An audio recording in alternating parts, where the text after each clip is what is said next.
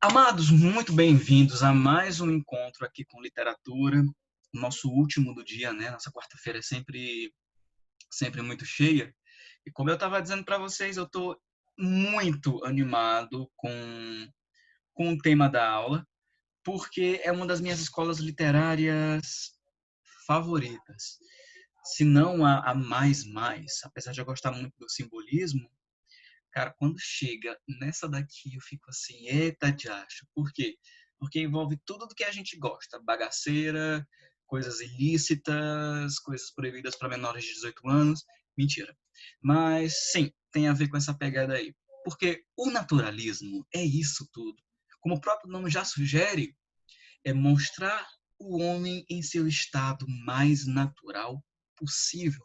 E é claro que nós vamos ter um embasamento filosófico, vamos ter um embasamento, sobretudo científico, né, para tentar explicar essa questão natural do homem.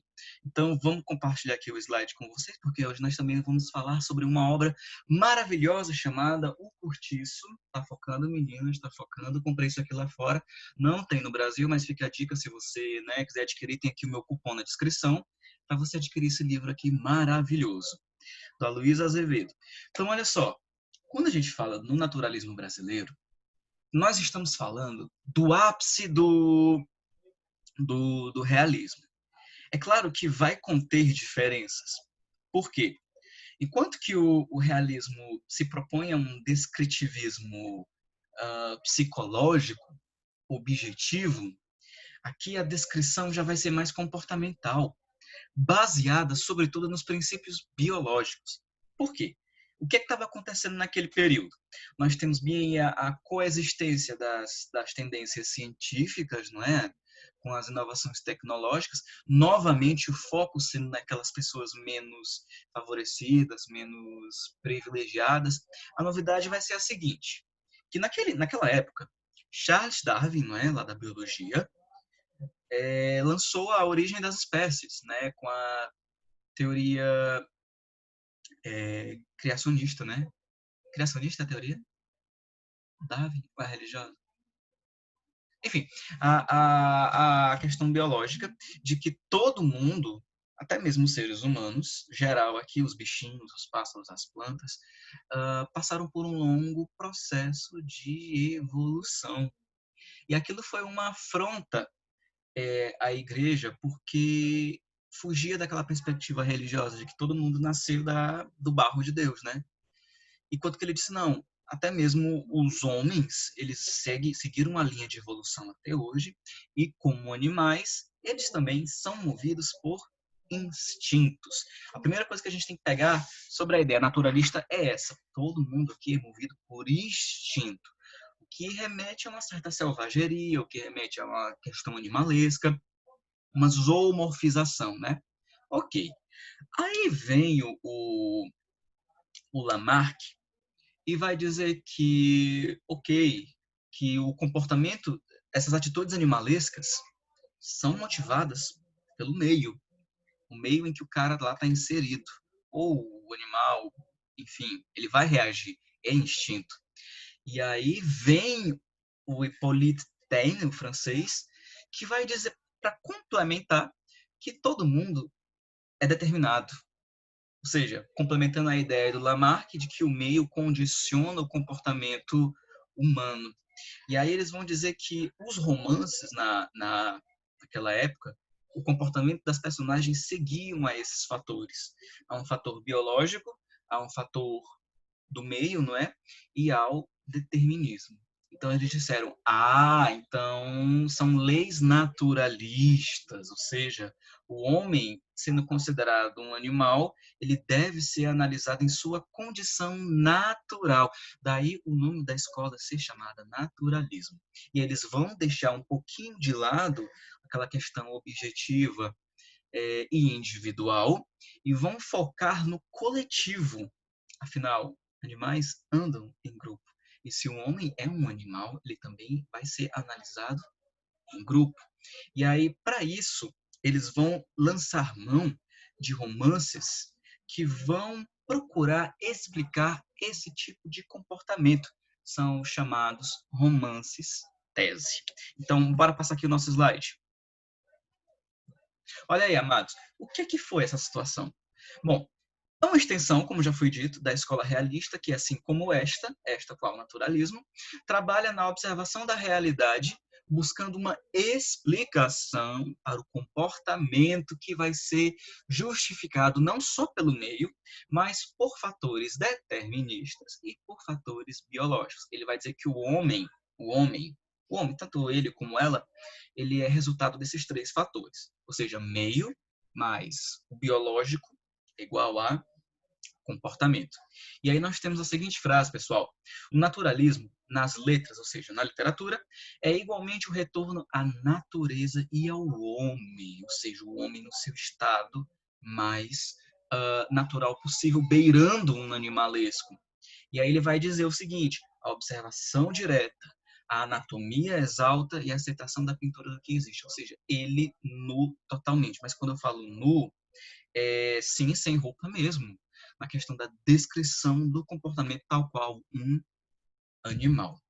E aí as ideias do Émile Zola com a obra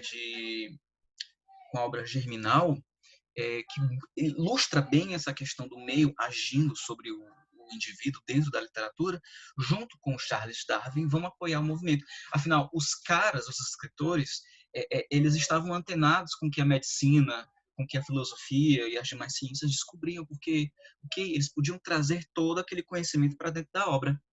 E aí, no Brasil, ele se iniciou com o Mulato, do Aloysio Azevedo. Aloysio Azevedo, escritor maranhense, ele publicou o Mulato, acho que foi em 1880. E o que trata essa obra? De um negro que consegue se dar bem na vida, e ele vai estudar fora, na Europa, e quando ele volta, já bem estabelecido, ele não consegue compreender o porquê que as pessoas o rejeitam tanto. Só que a menina dos olhos, do Aloysio Azevedo, vai ser O Cortiço, que é uma obra impecável. Aqui eu tenho uma adaptação em quadrinhos.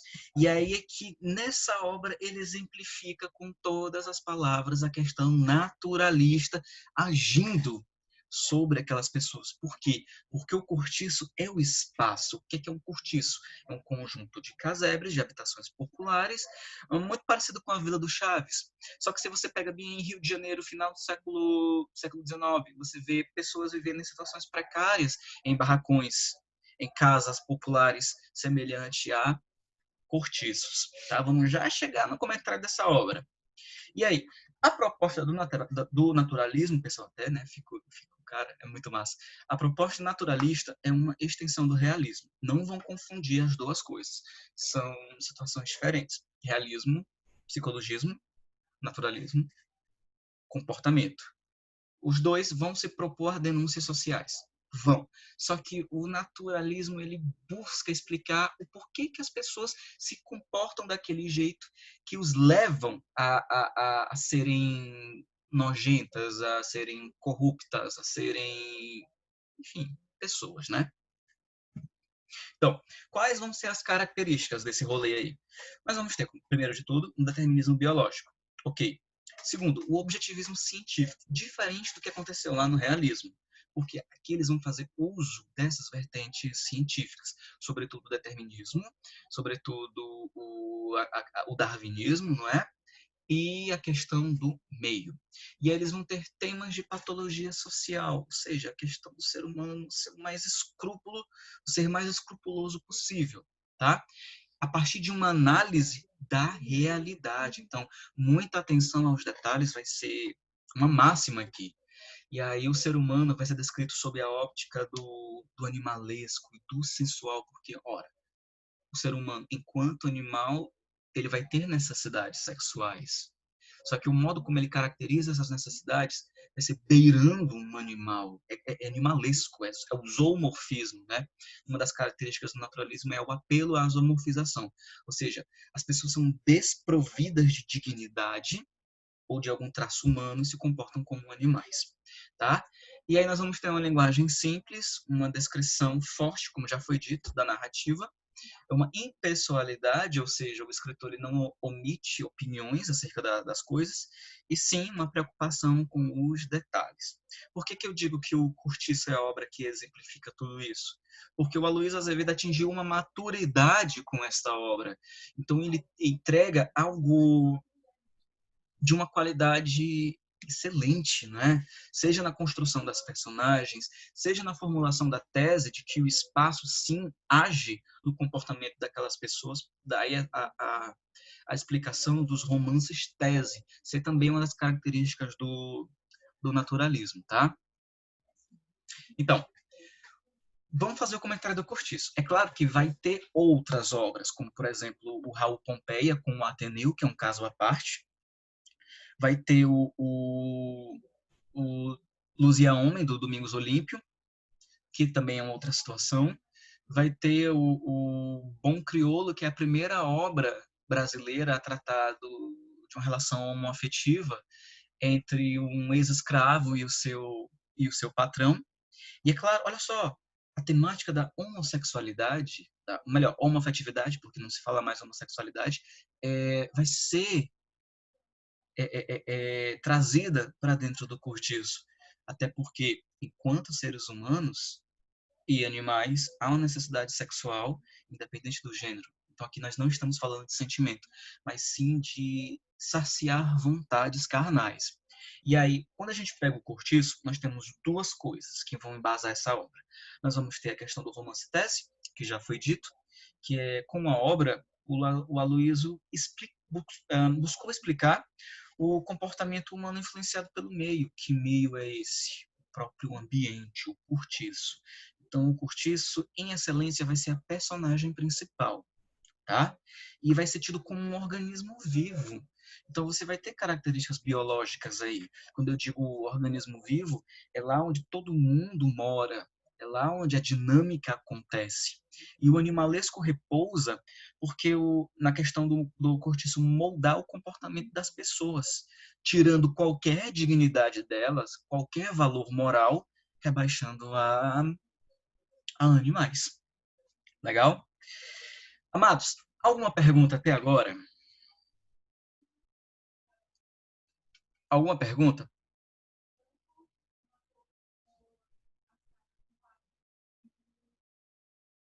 Gente, Não.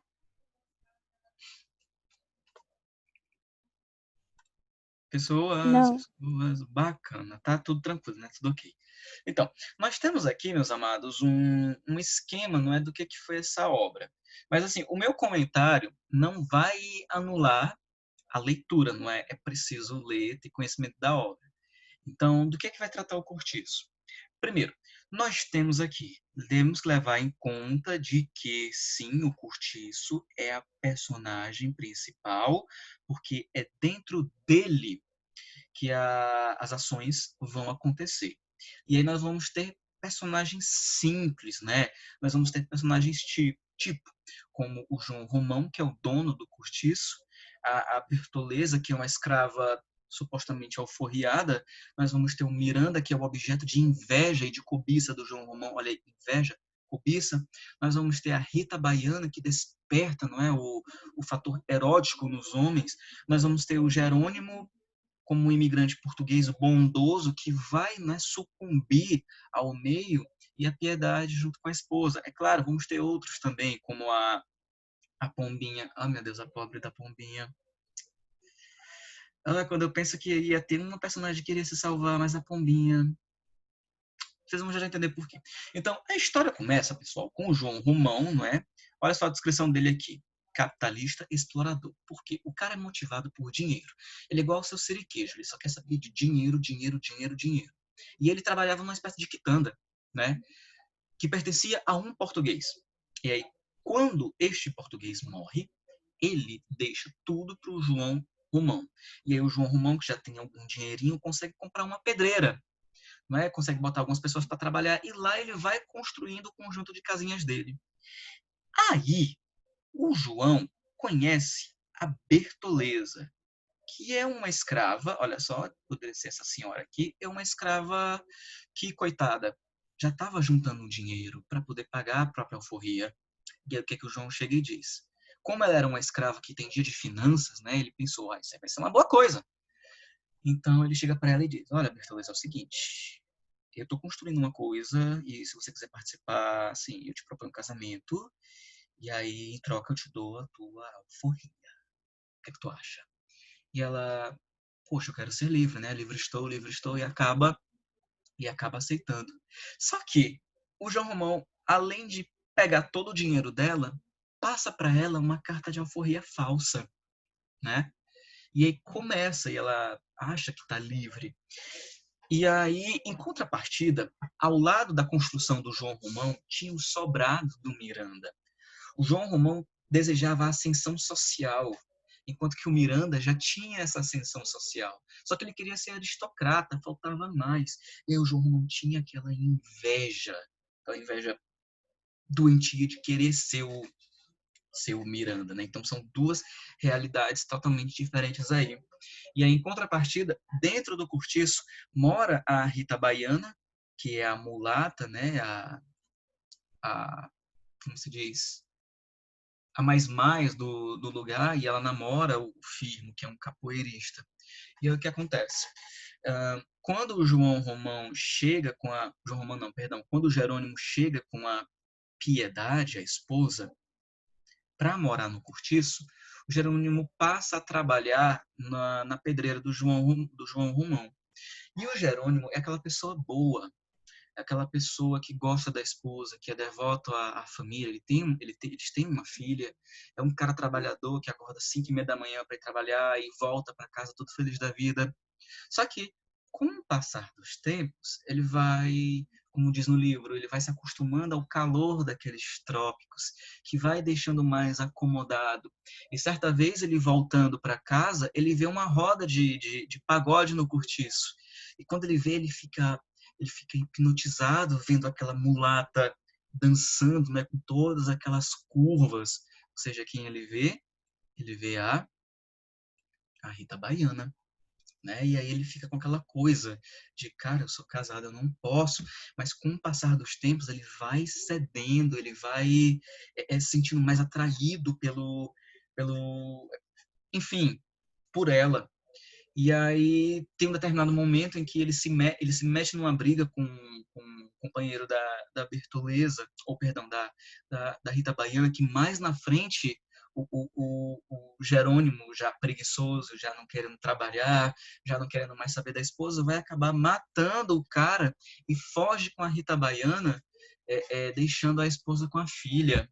Ele abandona as pessoas. Então, percebam que o meio agindo aí, né? Ele modificou todas as características dessa personagem. E aí o que acontece? Por que, que eu falei da, da Pombinha? Porque olha só o seguinte, nós vamos ter aqui moradores sem ambição, né? Eles chegam lá por acaso. No caso, a Rita Baiana, a Piedade, o Jerônimo, como acabamos de falar. Só que a má influência, todo o conjunto, vai acabar desvirtuando essa personagem que leva a cometer adultério contra a esposa e foge com a Rita Baiana, além de, né, cometer o assassinato. E aí, por que, que eu falei da Pombinha?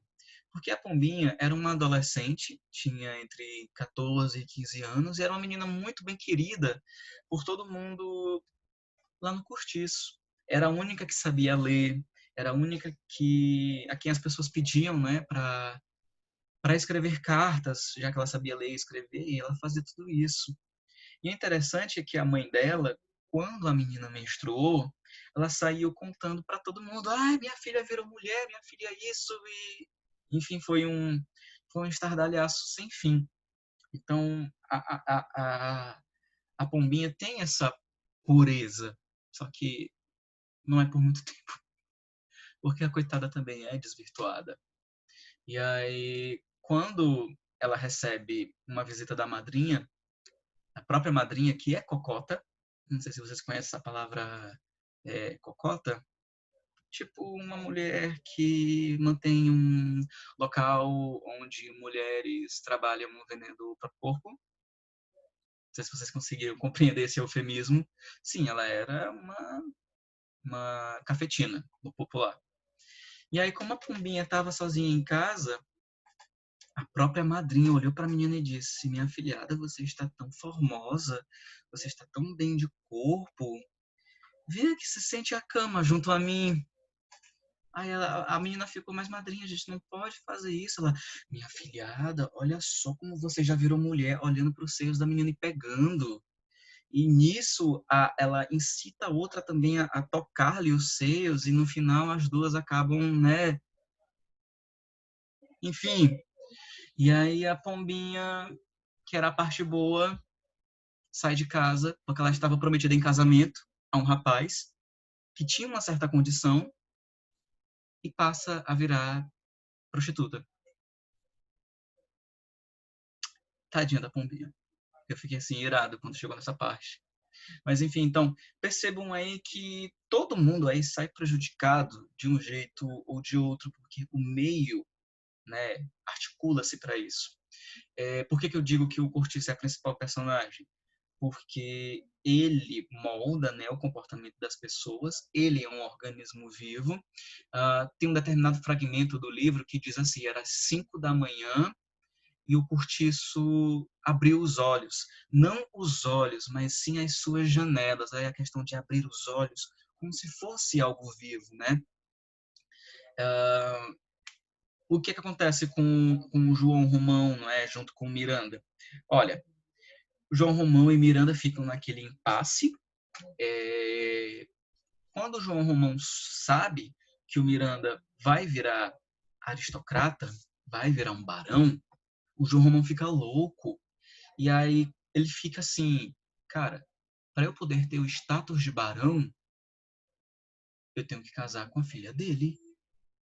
Mas eu já sou casado, dá-se um jeito. E aí o que é que acontece? Ele simplesmente anuncia que vai, ele anuncia para Bertoleza, que até então era sua esposa, que vai se casar com a filha do Miranda. E ela fica assim, ela fica chocada. Ela tá lá tratando um peixe no momento, quando chegam os policiais e dizem, ó, é aquela escrava bem ali, que é a escrava fujona. Aí ela diz, não, mas eu tenho uma alforria. E o João Romão disse, tola, eu te dei uma alforria falsa. Aí ela fica assim, cara, eu prefiro morrer aí voltar pra senzala. E com o mesmo facão que ela tava lá tratando o peixe, ela pega e abre a barriga e cai morta com as tripas, com tudo por cima dos peixes. Sim, temática do suicídio é abordada aí nessa obra. E percebam que o João Romão não sente nenhum remorso, porque ele é daquele jeito. E aí acontece que, de repente, o cortiço pega fogo, e enquanto as pessoas estão saindo, né, desesperadas, procurando se salvar, o João Romão aproveita para sair roubando as casas que ficaram abandonadas antes de serem consumidas pelo fogo. E havia uma casa que morava um cego que guardava dinheiro. O que é que o João faz? Empurra esse cego para o fogo e fica com o dinheiro dele. O João Romão é nojento. Ele não tem nenhum escrúpulo. Então percebam que nas atitudes dele não há nenhuma dignidade, não há nenhum valor, não há nenhuma moralidade, porque o meio não garante isso, né? E aí, no final da obra, o que é que nós vamos ter? Nós vamos ter o João Romão realizando o sonho dele, né? Ele reconstrói o Cortiço, mas com outro nome. Ele consegue ter o status de aristocrata, e assim se encerra a obra. Não é? O Aloysio Azevedo escandalizou, mas ele conseguiu explicar para a época que sim, o comportamento humano pode ser moldado pelo, pelo meio, né? Só que hoje a gente sabe que não é bem isso, as pessoas mudam se quiser. Porque é a mesma coisa de eu dizer, a pessoa nasceu numa favela, ela vai ser pobre para a vida toda, ela vai ser bandida porque o meio vai dizer isso. Não, as pessoas podem mudar de vida. Bastam elas quererem, né? Procurar meios e condições. Enquanto que aqui não, nasceu pobre vai ser para sempre pobre. Nasceu rico vai ser rico. Então tinha esse tipo de pensamento que atualmente, né, hum, caiu por terra. Então, novamente aqui, romance de tese, o meio interfere no sujeito.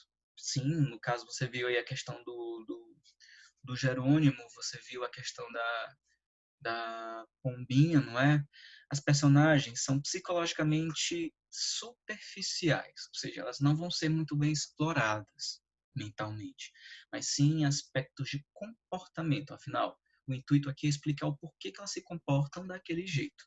Não é? Os personagens, como já discutimos, nós vamos ter um tempo linear, terceira pessoa, onisciente, Rio de Janeiro, final do século XIX, mais ou menos 1890, por aí assim, já na virada do século. O espaço é duplo. Nós vamos ter aqui o cortiço, que vai representar as pessoas pobres, no caso nós vemos aí essas pessoas humildes, não é? Desprovidas de qualquer coisa, e o sobrado do Miranda vai representar o outro lado, não é? A, a aristocracia. E aí, por conta do apelo estético da obra, o Cortiço é considerada uma das melhores obras naturalistas, se não a melhor obra naturalista. Por que eu falei do Raul Pompeia com o Ateneu sendo um caso à parte? Porque vai ter muita similaridade com Memórias Póstumas de Brás Cubas. Do que é que trata a obra do Ateneu? Se trata das lembranças do Sérgio num colégio interno, só para meninos. E ele vê que lá dentro existe a máxima da sobrevivência, que é um fator darwinista, não é? A lei do mais forte. Sobrevive aqui quem é o mais forte. Por quê? O Sérgio chega aos 10 anos no Ateneu, que era um colégio só para meninos, sofisticado, e aí o pai dele diz, meu filho, aqui você vai aprender a ser homem. E aí entra o Sérgio, todo acanhado, todo menino, e de repente ele começa a ser protegido por outros garotos. E ele fica, legal, eu vou ter amigos, bacana. E só que as pessoas diziam para ele, olha, você tá aqui, nós vamos te ajudar, mas só que nós vamos ter que pedir para você nos fazer alguns favores. Que tipo de favor é esse, gente? Né? Numa escola, bando de meninos, hormônios pipocando, então dá para entender que tipo de favor.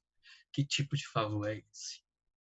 E aí, quando o Sérgio percebe, ele já está reproduzindo os mesmos comportamentos que os outros fizeram para com ele quando novatos chegavam. E aí, no final dentro da narrativa, é claro que existe muito mais do que isso. Você vê, sim, a questão da sobrevivência, do instinto de sobrevivência do mais forte falar mais alto. Você vê também a questão da cobiça na figura do diretor da própria escola, que é o Aristarco, que queria, se não outra coisa, a não ser os lucros, afinal, eram pessoas aristocráticas que estavam pagando para porem os filhos ali, então, sendo assim, o dinheiro iria entrar. Até que você vê também a questão sentimental da falta da figura materna na questão do Sérgio e dos demais meninos, quando eles meio que se apaixonam por uma moça que é muito mais velha e eles veem aquela dualidade entre ser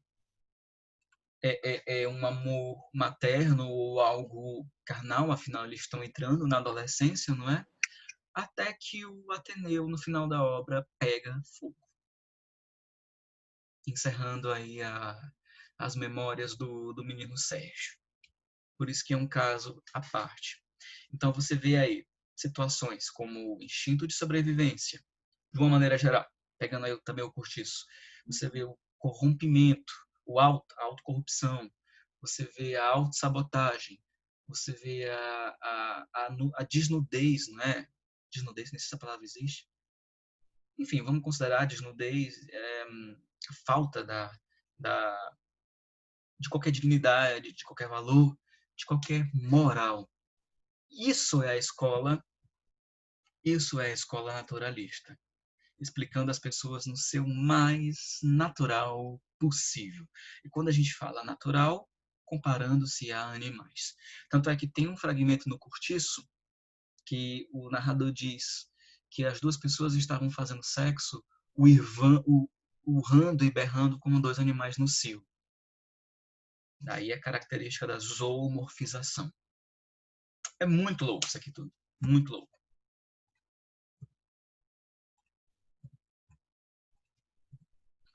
Então é isso, pessoal. Ó, nós vamos um bocadinho mais cedo, não saiam ainda.